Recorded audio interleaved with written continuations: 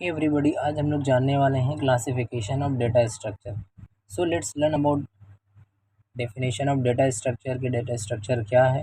So data structure is a nothing but way to organise a data और information in order to retrieve the information fast. Okay, तो उसके अभी हम लोग primitive types भी देखेंगे, नॉन प्रिमिटिव देखेंगे। प्रिमिटिव में हम लोग देखेंगे इंटीजर, फ्लोट, कैर, बूलियन।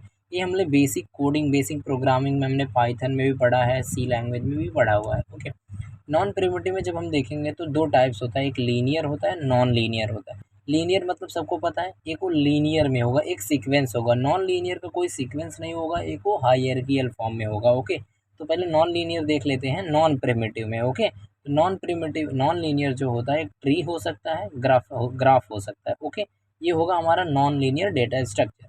अब हम आ जाते हैं लीनियर में। लीनियर में स्टैटिक और डायनेमिक होता है। तो एरे जो होता है वो स्टैटिक होता है, जैसे कि अनम्यूटेबल होता है, हम बोलते हैं उसको पाइथन की भाषा में। ओके, डायनेमिक में लिंक लिस्ट होता है, स्टैक होता है और क्यू होता है। तो बेसिकली डेटा स्ट्रक्चर में हम इन तीनों को पढ़ने वाले हैं और एरे को पढ़ने वाले हैं। ओके, इसमें एक और होता है, लिस्ट भी होता है, जिसको हम उसको भी पढ़ते हैं, बट वो म्यूटेबल होता है। ओके,